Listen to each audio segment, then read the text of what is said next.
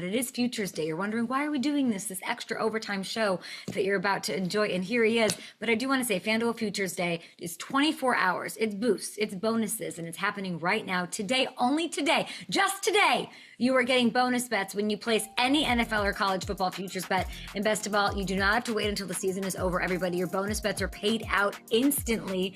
Just head to FanDuel Sportsbook app right now to get in on the action. You just saw Josh Pate. You know him, you love him, you rely on him to help navigate the landscape of college football. It is so lovely to meet you. Congrats on all your success and on partnering with FanDuel. You're a college football guru. You have Josh Pate's college football show. I know you're touring. I know there's a future college football commish situation that I need to know more about. Josh, nice to meet you. Fingers crossed on this, Kay. I appreciate it. It's nice to be on. We need one. The NFL's got one. Someone's looking out for the NFL at large. I think someone's got to be looking out for college football at large. Speaking of which, I was counting on being educated on the NFL when I came on this morning. I've been sitting here in the waiting room. I've been out here in the lobby. Do the Chiefs play this year? They are playing. Like they're gonna gird up the loins and have a season, right? Let's take a look at the odds here. Can we take a look? Maybe just the Super Bowl odds. I mean, the boys you're a friend of the show. Yeah, I mean, they're sitting there at plus 800 right now. It's insane. I mean, they're getting no love, but they look better than ever. I'm a sick pup, just like you are with college, Josh. I'm a sick pup. I watched every snap of that preseason game. They look explosive right now. Yeah, they are doing in the NFL what apparently Kirby Smart has pulled off in college football to draw it back to college, because they have not a down year. Like they're playing for a championship, but because they don't win it, everyone's like, all right, let's let our fingers go. We had pinched the balloon. As soon as they don't win a Super Bowl, we let the balloon fly all over the place. There goes the Chiefs hype. I'm noticing this happening in college football right now. Georgia has been like a mainstay 1A or number one program in the country. Kirby Smart, 1A or number one coach in the country. Their staff's great. The roster depth's incredible. They only went 10-2 last year. They only won the SEC championship last year. And I don't know, I'm trying to think. I don't know, out of anyone I respect, this is a long list. So I don't know that I've seen anyone pick Georgia to win at all. I've seen Texas. I've got mine coming up. It's not Georgia. So like I'm guilty. I'm incriminating myself here. And you just ask yourself, when the dust settles, how's no one picking Kansas City? How's no one picking Georgia? How have we gotten here? Why aren't you picking Georgia? All right. There's no fingernails on the fingers because I've chewed them down trying to figure this out. I watched them last year, and they could not run the ball to their standard. They were in the 100s in every vital rushing statistic, okay? Relative to the Georgia standard, they were well off the pace defensively. And I expect them to be better in both of those compartments. I don't know that they're back to the Georgia standard. And I got a lot of friends who work there, and they love clipping this kind of stuff so they can play it around the building. So I know this is going to echo around the halls there at Georgia. But you know what? Prove me wrong. Like, prove me wrong. Be difference makers up front defensively, because they did it sporadically last year, Kay. They played Texas twice. They wrecked the front against Texas twice. But then Notre Dame handled them up front in a playoff game, and they'll tell you that's not supposed to happen to Georgia. And then I don't know that they've got a quarterback that can take over games. So that means wide receiver, which is not really going to. That's why you're not picking. How can you clown on people for not taking Georgia? But you just made such an eloquent, reasonable case for why not. No. I want to make my picks, but then I also, if it's wrong, I want the credit. I don't want the blame. So I want all the credit in December, but if there's blame, I want this to be on the record, not the part where I don't pick them. I want the part where I said, why is no one else picking them, to be the soundbite that gets played when the black and red confetti rains down, because that makes a good Christmas for me. But you know what? I could be wrong. They could win the whole thing. Who knows? Josh, I like you a lot. I'm happy you're on the show. I feel like I'm getting a fun education here, getting to know you. I did see your bracket that you just released, right? You released it this week. Would you like to go over who you have winning it all and why it is their year? Yeah, let's do it. So Lawan has Oregon winning it all. I got Oregon in the title game. Now, in terms of recency bias, I went and watched two teams practice last week, back-to-back days. It was those two teams. It was Oregon and Alabama. Loved what I saw. Bama's an interesting case study because you got the whole post Nick Saban, is Kalen DeBoer the right guy for the job? I've never really had questions about that. My question was, could they be offensively consistent last year? They weren't. It was wild swings up and down. I think they'll be consistent this year. Love the perimeter skill both ways. Maybe the best collection of defensive back talent in the country. I like their wide receiver. They're just very complimentary. They're the kind of team, Kay, you could see them winning 19-13 one week and 38-31 the next week. And those are the teams that I choose to ride with. I agree with Lawan. I agree with Taylor and what he said about Oregon. I love the culture there. It may be less of a star-laden team, but I mean, I sat in a room with Dan Lanning and grilled him for like an hour on his team last week, and he said, "We obviously we got questions. This is my best collection of talent. Whatever that means is whatever it means. But this is my best collection of talent. We've built towards this. But then if you go down to Austin, Texas, Steve Sarkisian will tell you the exact same thing. We have built towards this team. It's not that we're without questions or whatnot, but we've built towards this. So I got them versus Bama in the SEC title game. I got them playing again in the playoff. I've got Oregon, Penn State, Big Ten title game. I've got them playing again in the playoff. That would be a third time they play in a calendar year, by the way. So I'm going Bama. I'm going Oregon. I'm going Bama to win it all.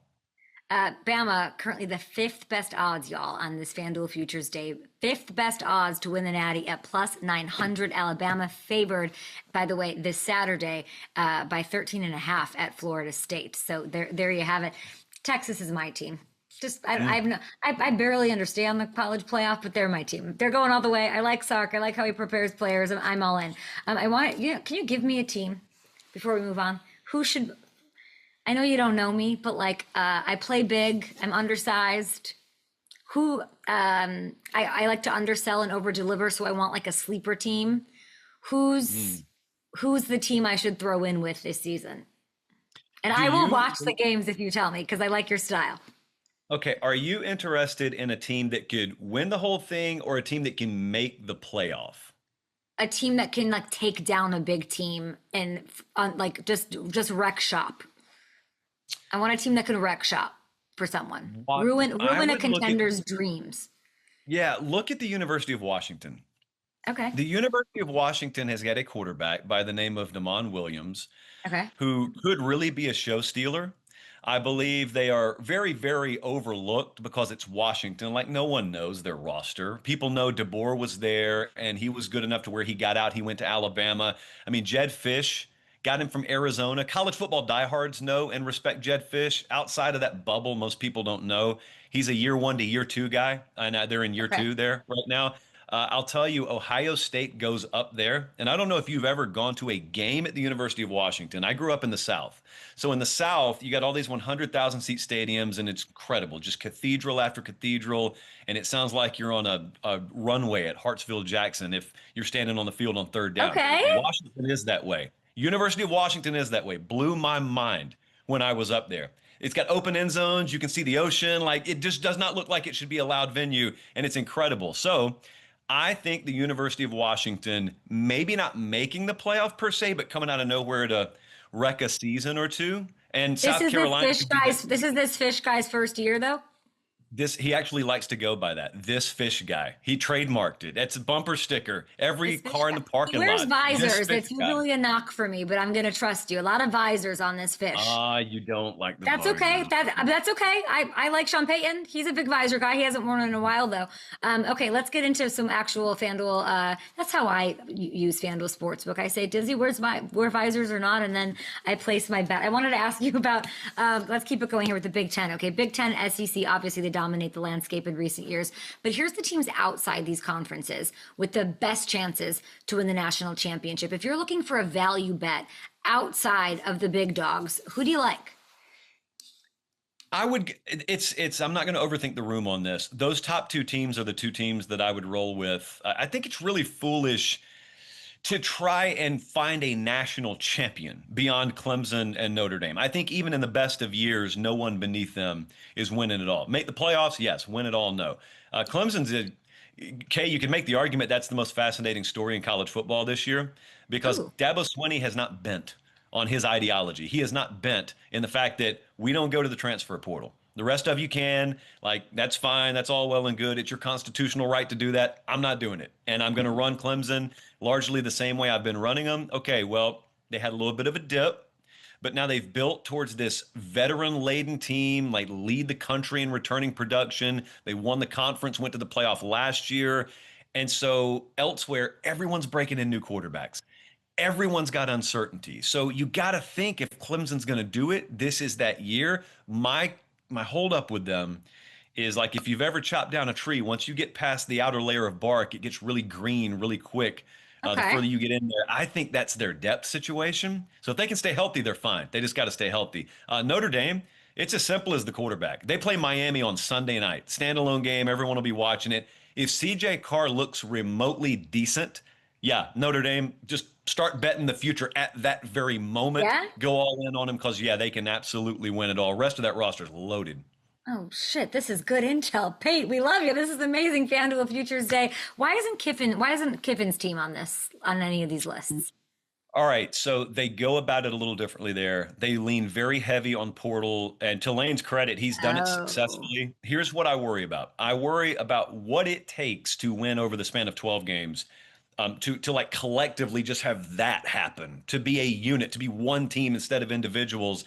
And I'm not saying that they got a bunch of selfish guys. That's not what I'm saying. I'm saying they have no business losing the random Kentucky game last year. And I think it's just because they got a lot of dudes that haven't played together for got multiple it. years. And that's the team again this year. So very good. I just don't know that the top end potential of that group is that of national championship. They lost Dart, a bunch of good players. I know that's why I was asking. They are plus 225 to make the play. Not horrible. Not horrible. Legit No. shot. Sixth best odds to win the SEC at plus 1900 for Ole Miss. I love that. Okay, I want to ask you the Heisman. Let's get to that. Heisman. Where's my Heisman question? Your Heisman pick, it was the Oklahoma quarterback, yeah? Yeah, that kid's going to shine. There are a lot Okay. of people in the SEC who are doubting that his skill set can translate, whatever that means. And I don't think they've watched him. Truthfully, you put these people up to a polygraph machine. A lot of people just haven't watched John Mateer play a lot. If you have, you don't have much question about that. Because Okay. if there's a certain baseline, I call it the freeze point. Once you get past the freeze point, you're good enough. And he's well past the freeze point, which means he's to the degree that the conference has to adjust to him instead of him having to adjust to the conference. People are questioning his throwing motion, like their quarterback coaches and stuff like that. They're questioning the quality of competition he's faced. Here's what they need to know. Oklahoma sucked last year, but the roster didn't suck. Their Okay. QB OC situation did. And so they were not a terminally flawed program. They had a terminal flaw on last year's team. They rectified that. They brought in this quarterback in John Mateer. They brought his offensive coordinator along with him. So they're not installing the guy in a new system. They went and replenished their wide receiver core in the portal, which is what they needed to do. Deion Burks is a wide receiver who transferred there last year from Purdue. I had him as a breakout player last year. He got hurt. So just copy paste that. I've got him as a breakout player this year. Should be a top 20 defensive team, which means Mateer has the complementary piece that maybe Cam Ward didn't have last year and may have bit him in the end. I think Oklahoma is actually going to compete for the SEC, and therefore I think John Mateer is going to be one of the stories of the year and be right there in the Heisman conversation. This is my guy right here. This is a long shot. I love that you're taking a swing here. I'm looking at FanDuel Sportsbook, 11th in odds at plus 2,500. Mhm. Long shot based on these odds. Clearly, this is where the value is. Hello, FanDuel users. Go there and throw some money on that because that's. I love that you're taking a swing there. I like that with the Heisman. I'm going to keep my eye on him. Okay, I want to show you the top six. I think we showed you, but I'm going to put it back up. There's the top six in the Heisman race right now. Who do you like out of this group? Uh, I I would say Lenore Sellers has the chance out of all these guys to be the story of the year. I know there's a little Kansas City Chiefs thing going on where it feels like we're overlooking Arch. Um, I'm not low on Arch or anything like that, but I think Okay. he's properly priced in the market here. Hmm. Lenora Sellers could be the number one overall pick in the draft. This time next year, we're talking about South Carolina replacing the top overall pick in the draft, the way we're talking about Miami right now. He is incredibly dynamic. I think he has just scratched the surface of what he's capable of this year. They really worked on his pocket presence, pocket awareness in spring and summer because he's got all the athleticism in the world. The one thing I've been following with him, and if our South Carolina insiders that I talked to are right, then this needs to be paid attention to, is I've doubted his wide receiver room. Like I've doubted beyond a kid named Nick Harbor, Nick with a Y, that he has Okay. had the guys to throw to. They swear that they've got one of the more underrated wide receiver rooms in the SEC. I still got to see it. But if they're right, then Lenore Sellers is priced way too low there. And you'll know early because they play Virginia Tech in week 1. So like they'll be on the radar week 1. Okay, he's plus 1,800 on FanDuel Sportsbook, I'm seeing, to win the Heisman, guys. Take a look at that. So as I'm learning about college football, I very much appreciate you. It's a lot to take in. I'm a Joe Burrow gal. Love him for MVP, love the team to make the Super Bowl. Love him, will never not love him. And he's the last dude, I believe, that's won the Heisman and the national championship in the same season back in 2019. Is there anyone on the Pate radar, the Padar, that you think could have a chance to pull that off this year? I'm just texting our lawyers to file for the trademark. Yeah, exactly. TM. That's done. Gotcha. Yes, got it. Yes, it's DJ LAGWAY. It's the quarterback at Florida. Florida's got this insane schedule this year, so everyone keeps laughing at me if I even say the words Florida and playoff in the same sentence. And they're not wrong. They do. I think they played the toughest schedule in the country, but that just means the trade-off in college football with a 12-team playoff field is they probably need to win 9 of their 12 games. They can go 9-3 and get in the playoff. Kay, I'm telling you, if they get in the playoff, they can win the whole thing. They're like Ohio State last year. It didn't matter what seed Ohio State was. As long as they got in, they possessed one of 2 or 3 or 4 talent rosters capable of winning the whole thing. Florida has that. You got to stay healthy, obviously, blah, blah, blah. So he has had a little trouble with a calf. He's had a little trouble coming back from a shoulder. And so there's a big asterisk next to this. But if he's healthy, there is no better athlete with game takeover potential. Deep ball accuracy is the best out of any of the guys we just listed. If Florida can get 9 wins and get in the playoff, it's like the shark fin just coming up out of the water offshore. They can win the whole thing. And so if he's a Heisman candidate, they're probably in the playoff. So those things are kind of correlated if you think about it. You think about it, so we don't have to. And that's why we love you, Josh Pate. Florida, by the way, plus 300 to make the playoff. I'm seeing my Washington Huskies are hosting the Colorado State Rams on the 30th. Is that the next game? Is that the first game? Is that the whatever? Yeah, I'm in. I'm watching. Pate, I'm watching. Yeah, I couldn't be prouder. This is recruiting. This is how recruiting works. So that's just, it's another 5-star committed to college football. There we go. Yeah, I'll be at Husky Stadium before you know it. I think that's what it's called. I don't even know. I appreciate it so much. Everybody watch the Josh Pate football show on YouTube. It's every Sunday, Tuesday, and Thursday nights. You were so hardworking. It's sort of very impressive. 8 p.m. Is when it goes live. And then you can, of course, catch you with Bussin' with the boys, the college edition of Locker Room all season as well. And can you come back, please? Have me back. I'll be back anytime. Yes. Look at this setting. This living room needs me on this show. The future commissioner of college, which we'll have to get into in depth next time. But everybody go place your futures bets. Thank you, Josh. I appreciate it.